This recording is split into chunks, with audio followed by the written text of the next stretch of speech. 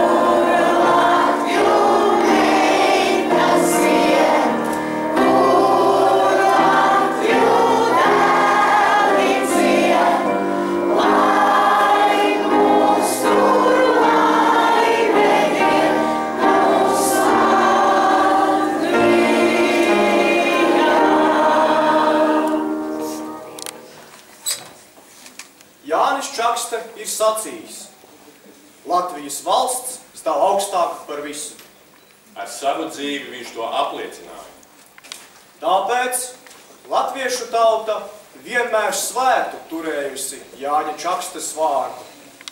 Viņa piemineklis Meža kapos Rīgā ik gadus kļuva par vietu, kur latvieši mīlestībā aizdedza svecītes, pat apzinādamies savas rīcības bīstamību. Kas bija Jānis Čakste? Kāpēc viņš iemantoja tautas mīlestību? Jānis Čakste bija pirmais neatkarīgās Latvijas valsts prezidents, un stājoties savā jaunajā amatā, viņš tautai deva svinīgu solījumu. Es svēru, ka vismaz darbs būs veltīts Latvijas tautas labumam. Es darīšu visu, kas stāv manos spēkos, lai sekmētu Latvijas valsts un tās iedzīvotāju labklājību. Es turēšu svētu un ievērošu Latvijas satversmi un valsts likumu. Pret viņiem izturēšos taisni un savus pienākumus pildīšu pēc labākās sirdsapziņas. Šo doto solījumu Jānis Čakste pildīja godam, un kad valsts prezidenta termiņš bija beidzies, Jāni Čaksti atkārtot ievēlēja par Latvijas augstāko vadoni. Kāds bija Jānis Čakste? Vienmēr smalkjūtīgs, uzmanīgs, kas respektē citu domas. Laipnais smaids nekad nenodzis no viņas sejas. Viņš prata atrast pareizu pieeju cilvēkiem. Jānis Čakste pievilka cilvēks ne tikai ar savu stalto ārienu, bet arī inteliģenci un vienkāršību. Viņā sadzīvoja reizē latviešu zemnieks un aristokrāts. Čakstes dabā netrūka iekšējā līdzsvara, to viņš ienes arī valsts dzīvē. Vārds skolas direktorei Vilijai Varanovskai. Šodien mēs šo dienu veltījām pirmajam valsts prezidentam Jānim Čakstē. Kāpēc? Tāpēc, laikam, ka ar šo vietu, ar šo skolu saistās Jāņa Čakstes vārds. Tas ir mūsu skolas karogā, tas mūsu skolas himnā skan. Un arī mēs ikdienā, ejot garām skolas durvīm, varam izlasīt Jāņa Čakstes atziņas gan par darbu, valsti un daudzas citas labas domas. Tās mēs tagad varam arī izlasīt jaunajā laukumā, kur arī ikdienā mēs paejam garām. Un man ļoti liels prieks, ka mēs godam nesam šo vārdu. Un šī skola, kura šogad, kā skola, mūsu šī māja, kurā mēs atrodamies, ir jau veselus 90 gadus šeit. Jāņa Čakstes vārds kādu brīdi mūsu skolā bija pazudis, bet tomēr mēs to atjaunojām. Tāpat kā bija pazudis arī laukuma nosaukums, bet arī tagad tas ir atjaunots. Nu, ļoti žēl, ka mēs šodien nevarējām tikties visi kopā, bet tikai no atsevišķām klasēm. Un man ļoti liels prieks šodien skolā sveikt vienu no Čakstas dzimtas pārstāviem, Kristīnu Čakstas kundzi, kura ieradusies no Rīgas, lai mūs pagodinātu šajā dienā, kad mēs svinam viņas vectēva dzimšanas dienu. Varbūt Kristīna vārds.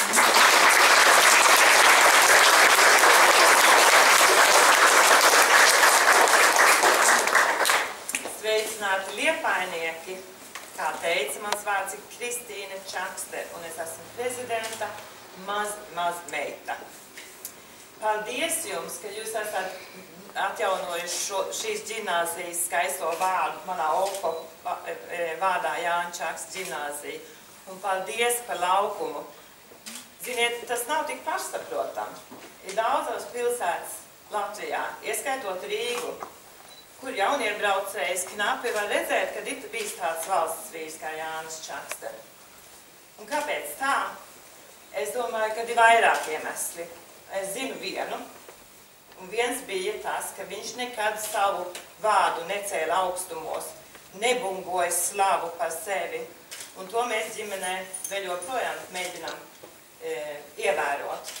Bet otrais ir, ka viņa asinīs bija tik dziļi iesēdies ideja par demokrātiju, principi par korupcijas apkarošanu un par to, ka, lai indivīds nevarētu pelnīties uz sabiedrības rēķinu, ka tas varbūt ir mazliet nērti par to runāt šodien. Bet vienalga, bija citas lietas arī, par ko Jānis Čakste rūpējās, un tā bija jaunatne. Jaunatne, izglītība, zināšanas. Kad viņš bija jauns advokāts, dzīvoja un strādāja Jelgavā, viņam visu laiku pieauga ģimene. Jānim piedzima 9 bērniņi. Bet neskatoties uz to, viņa durvis katru vakar bija atvērtas jauniešiem, Jelgavas studentiem, kas nāca uz tējas vakariem. Ne jau tikai omams, zupes šķīvu un plātsmais dēļ, bet lai varētu runāties ar Jāni un ar citiem jauniešiem, izklausīt savas domas un debatēt. Un tādā vidū bija Jānis ar lielu zinkāri, uzklausīdams visus.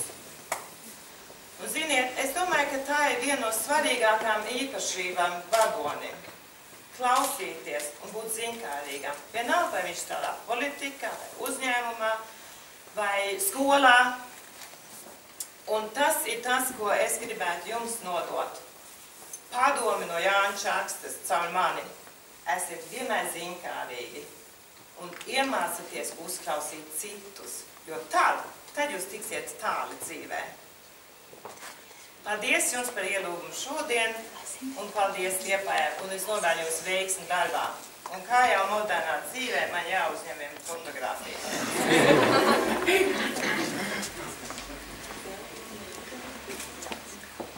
Paldies!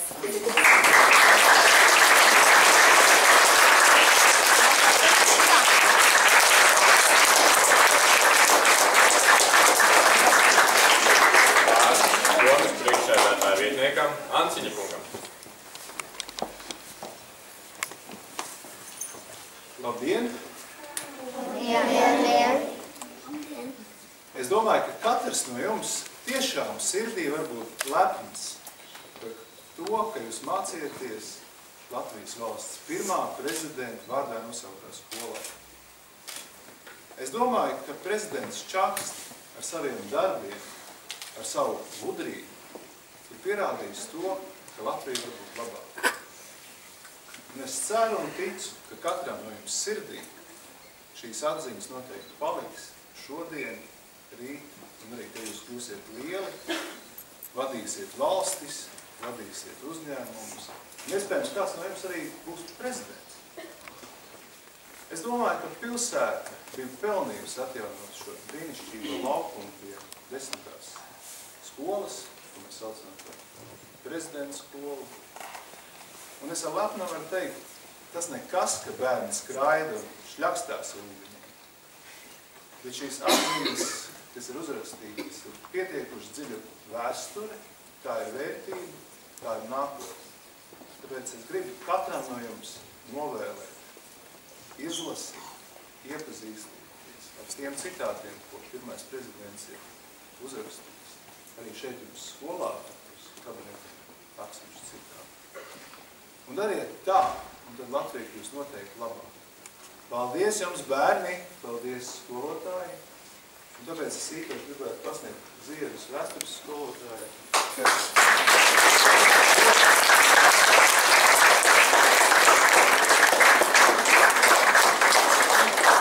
Protams, man ir tas gods arī klātienē redzēt prezidenta mazmeitu.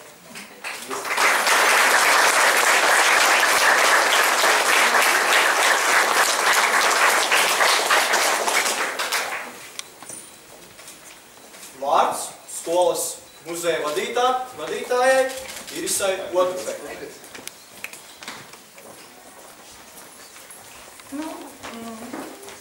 Jūs jau visi mani pazīst, jā, es esmu arī vēstures skolotāja.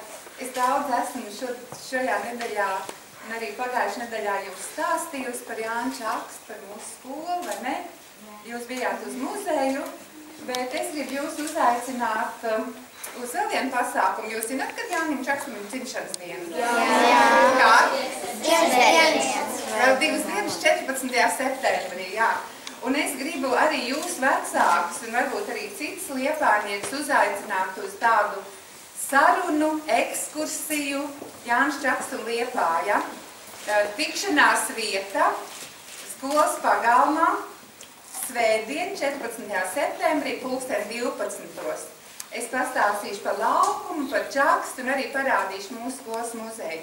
Tā kā droši jūs varat pateikt saviem vecākiem, nākt līdz. Katrā ziņā es gaidīšu. Paldies!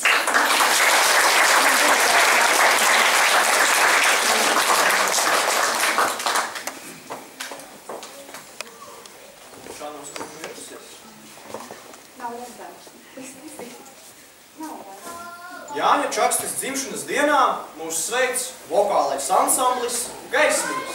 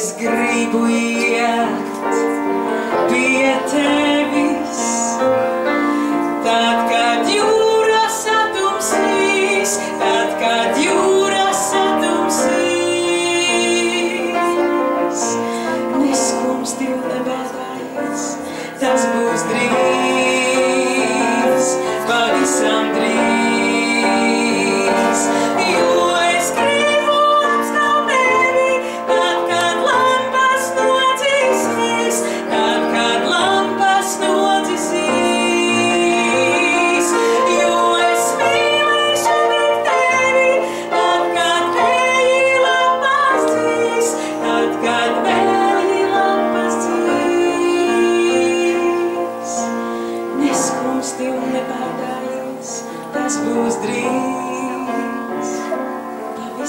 Mūsu skolas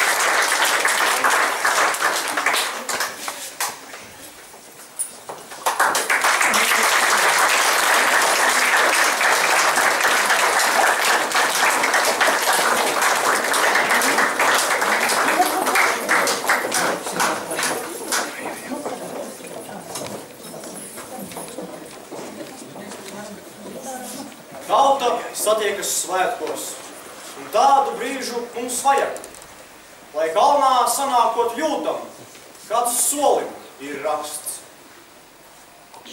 Lai balsis saslēdzas dziesmā visgaišākajā, un lai nenosedzamas dzirkstelis sprakst. Lai skan skolas himna.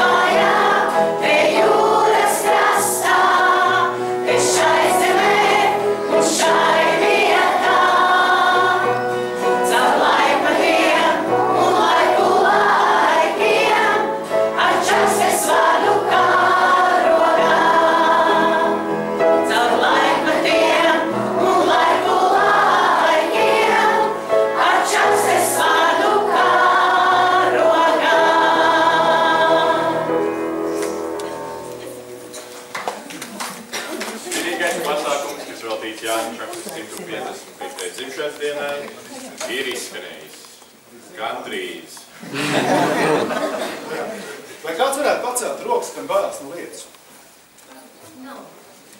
Nevienu? Mums ir nebaidās. Nu, varbūt, kad izdarām tā, ka izējam laukā vienu kopbildu uztaisām? Jā. Ne? Jā. Kas pār? Tagad.